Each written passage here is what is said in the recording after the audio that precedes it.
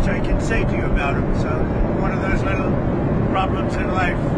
We had some very good results today, as you probably heard, in Iran. Very strong results militarily. We're talking to countries about policing the Straits because they are the ones, we don't get oil, very little, 1%, 2%. China, as an example, gets about 90% of its oil from the Hormuz Strait. And nice to have other countries police that with us. And we'll help, we'll work with them. Militarily, as far as I'm concerned, we've essentially defeated Iran. I guess they can have a little bit of fight back, but not much. Not much. We've taken out their air forces, we've taken out their navy. We've taken out their air defense. There's no air defense whatsoever. We've taken out their leadership times 2 or 3. Might be 3. We'll find out soon. But militarily, it's been amazing. We attacked Karg Island, and we left just the one little area standing, and the standing part is where they have the pipes, all the oil pipes come in. And we can do that on 5 minutes notice. We have it all locked and loaded and ready to go if we want to do it. But we chose not to do it. I chose not to do it yet. We'll see what happens. They want to negotiate. They want to negotiate badly. I don't think they're ready. Just on what I'm hearing, they want to negotiate badly, as they should. But I don't think they're ready to do what they have to do. But I think they will be ready at some point. But we're doing very well with respect to that whole situation in Iran. We are talking to other countries about working with us on the policing of the Strait. And I think we're getting good response. If we do, that's great. And if we don't, that's great too. But remember, like as an example, in many cases, they're NATO countries. We're always there for NATO. We're helping them with Ukraine. It's got an ocean in between us. Doesn't affect us, but we've helped them. It'd be interesting to see what country wouldn't help us with a very small endeavor, which is just keeping the Strait open. That, by comparison, it's small because Iran has very little firepower left. Their missiles are down to a low number. You see, they're shooting very few of them. You know why? Because they don't have very many of them. And because we've decimated their manufacturing capability. Likewise, the drones are way down. They're down to about 20% of what they had. Still have some. And they're pretty tough. But the drones are down, and we're starting hitting, as of yesterday, we're hitting places where they manufacture the drones. We think most of which we know where they are. So it's a very strong military operation, just as it was in Venezuela. We have the strongest military anywhere in the world by far, not even a contest. And I think people understand that. And we will finish the job. Mr. President, which countries have said that they will help with police? Well, I can't say yet. It's a little early. We contacted today and last night. But we've had some positive response. We had a few that would rather not get involved. Is China one of them?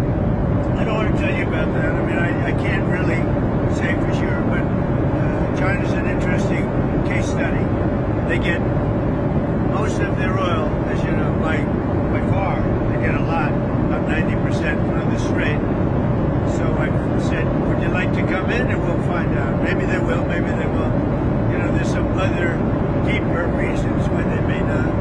They should come in my opinion. It never made sense for years. If you go back and look at what I've said years ago, I said, why are we maintaining the Hormuz Strait when it's really there for China and many other countries? Why aren't they doing it? And that's because we had weak leadership, to be honest with you. But I'm bringing it up now because I think even long term, I think it's something that other countries should help us with. How many other countries, Mr. President? And again, remember there's about 7. We talked to about 7.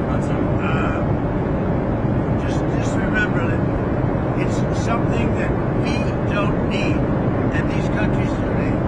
And yet for years, it's like, for years we've been maintaining it, doing a great job.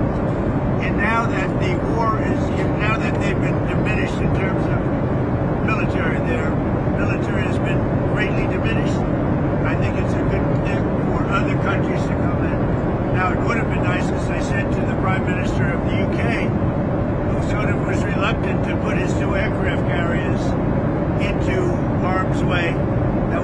weeks ago. And as soon as we demolished, essentially, pretty much demolished them, not over yet, but pretty much we're in great shape. Let's put it that way, as everybody knows. He said, we'd like to send our aircraft carriers.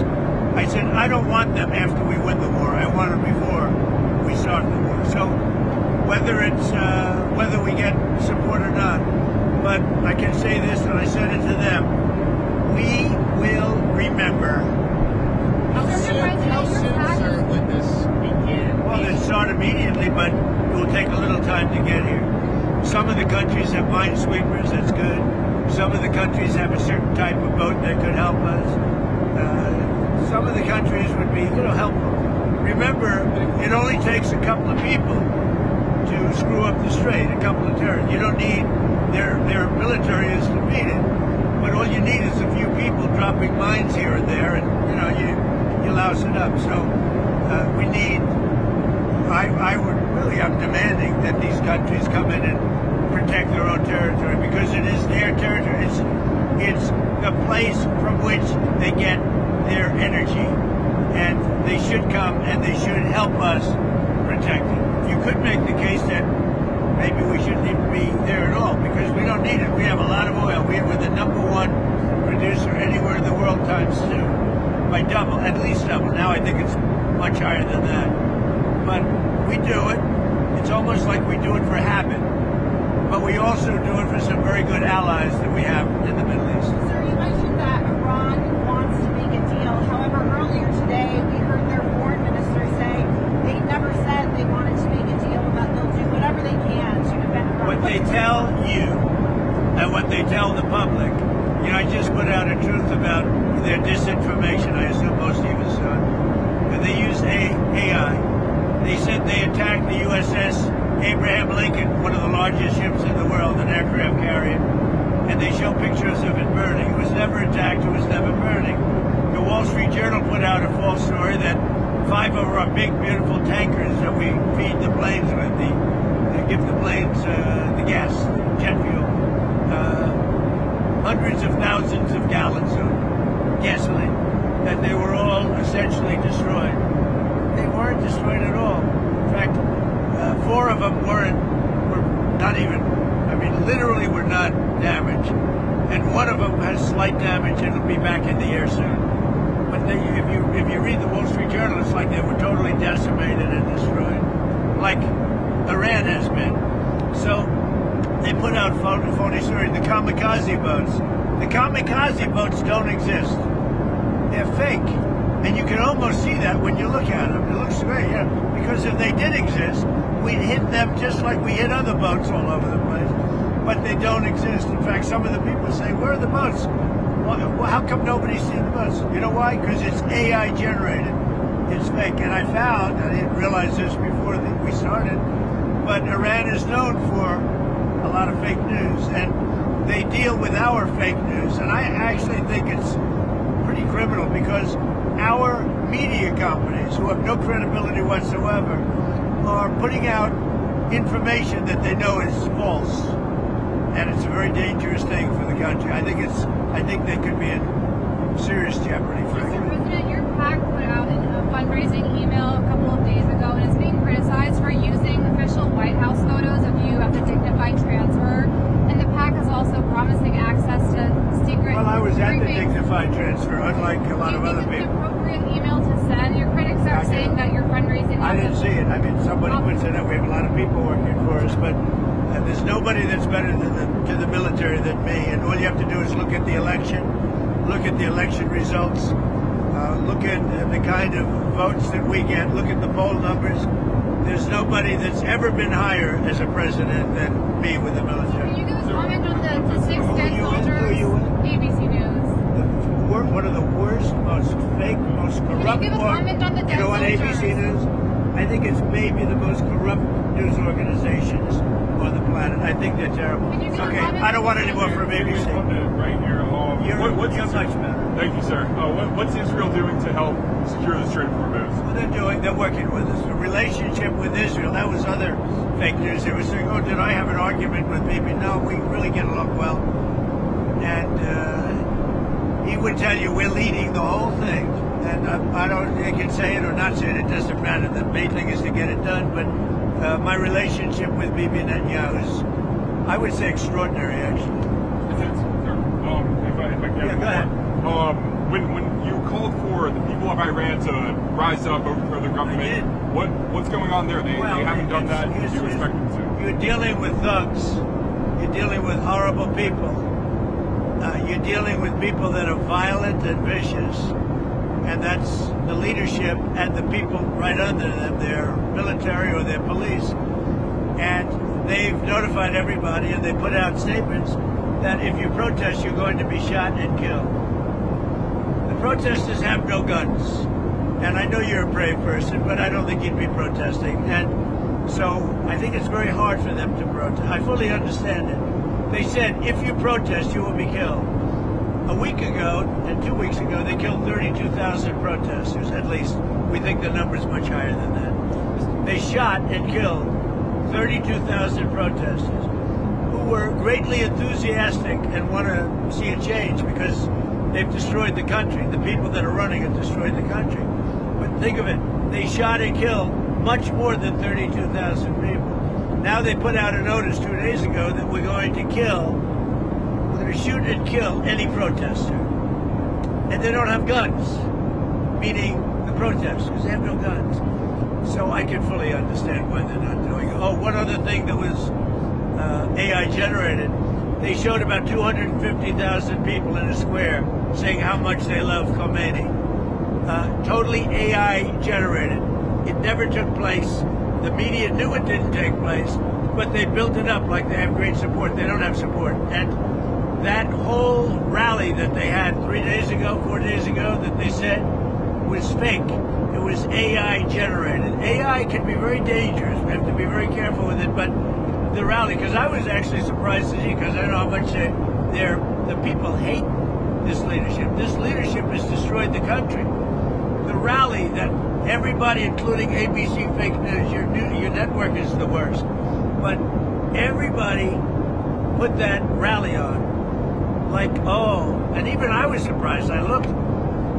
It turned out, I found out today, it was a totally AI-generated fake news story put out by news organizations in the U.S. and elsewhere. And honestly, they really shouldn't be allowed to do it.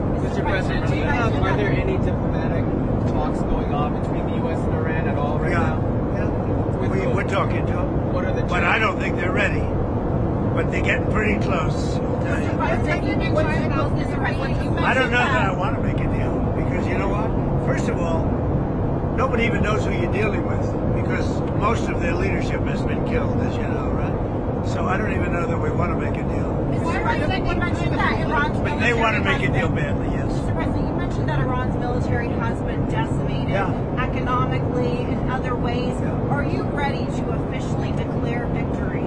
No, I don't want to do that. There's no reason to. I think I'd just say they're decimated, but I wouldn't do that. I think that we've done damage to them right now. If we left right now, it would take them 10 years and more to rebuild. But I'm still not declaring it over. Our military is incredible. The job they've done is just incredible. And the problem is that when you look at fake stories written by you people, written by and generated by AI, it's incredible. And I just wonder, like Jeff, you know that these are fake stories. Did you know that the rally of 250,000 people, the supposed rally, was fake? Did you know that? I saw the reporting on it. But you wrote about it. You talked about it, and you knew it was fake. It was AI generated. No, I didn't know it was fake. You did. You knew it. You knew it. Sir, have you talked about Anybody that knew the country knew there's not 250,000 people willing to stand in a circle and say how great Khomeini is. Okay. So are you unhappy that you talk about the military objectives? Yeah. What about political leadership in Iran? What type of leadership? We have needs to be- people. Some are dead, but we have some people that we think would be good, and we will see about that. Is that It's something we talk about. See what happens. Sir, you talked about selling oil futures. 5,000 Marines and sailors. Can you explain why You're you're very obnoxious person. interesting. Go ahead. What were you going to say? I wanted to ask if you talked about about selling oil futures as a way of capping prices, trying to keep prices down at the pump. The prices are going to come tumbling down as soon as it's over, and it's going to be over pretty quickly. Do you have any concerns about the political impacts of this? I mean, I have to do what's right. You know, political, I'm sure everybody has concern. I have to do what's right. I can't say that, you know, gee, I don't want to have any impact on oil prices for 3 or 4 weeks or 2 months, and we're going to let Iran have a nuclear weapon and blow up the entire Middle East and beyond, right? Because, you know, they were going to blow up the Middle East. If I didn't terminate the Obama horrible deal, the Iran nuclear deal it's called, if I didn't terminate that in my first term, they would have already had a nuclear weapon, and they would have used it immediately upon getting it. And if I didn't send in the B-2 bombers to bomb the hell out of it and obliterate, and that's what it was, we obliterated that site and stopped all their potential nuclear. If I didn't do that, you would have had Israel and the Middle East hit by nuclear weapons. And we wouldn't be talking about this right now. What I did in terminating the Iran nuclear deal, and what I did in sending in the B-2 bombers, it was one of the most incredible attacks anyone's ever seen. Late at night, dark, no moon, and every single bomb went right down those chutes and blew the whole place apart. If I didn't do that, you would have had nuclear warfare in the Middle East, and I think Israel would have been obliterated. I think lots of the Middle East would have been. And you saw that when they sent thousands of missiles to countries that didn't expect anything. They didn't think they were going to be involved. And yet you look at what happened with Kuwait, UAE, Saudi Arabia, Qatar. You take a look at Qatar. I mean, they sort of got along. And all of a sudden they're being barraged by missiles. These people would have used nuclear on the entire Middle East. And that was their plan, take over the whole Middle East. And it failed with the nuclear. And then they had thousands of missiles. And for the most part, largely, we've now destroyed those missiles. Thank you very much, everybody. One other Thank topic. you. Can you tell us about Cuba? You're talking to Cuba. What do you want to hear from them, and what is that risk for them? I am holding Cuba. Cuba's a failed nation. Cuba also wants to make a deal. And I think we will pretty soon, or either make a deal or do whatever we have to do. We have a lot of great people that happen to vote for Trump, not that that matters, but we have a lot of great people from Cuba that were violently and viciously thrown out of the country, and worse, their families were killed. And so we're talking to Cuba, but we're going to do Iran before Cuba. And what is at risk? And you know, for people Cuba? have been waiting 50 years to hear this story with Cuba. When I left Palm Beach today, there were thousands of people on the road. I'm sure you saw them. And they were from Cuba and from Venezuela, all friendly, waving the flag and waving the American flag. They've been waiting 50 years for what's happening with Cuba. So I think something will happen with Cuba pretty quickly. Do you have an opinion on the Iran school strike? Is it looking more likely that it was the U.S.'s fault? Maybe the Iran school strike that happened on the first day of the war? We don't know. That's under investigation. Mr. President, what do you want to see in a deal with Iran to end the war, and how does that differ from Israel's objectives? I think we have similar objectives, really, but could be a little bit different. You know, they're there and we're very far away, but I think we probably have pretty similar with Israel. The relationship has been very good. The militaries are very well coordinated. Ours is the strongest by far in the world, and they have a real good military, you know, really good. They have a lot of our weapons. They have our planes. They have our missiles. They have our Patriots. They have a lot of our weapons. We have the best. We make the best weapons in the world. And now what we're doing, as you probably saw, we have the Raytheon and all of the Lockheed. All of these companies are now building plants because we don't want to wait.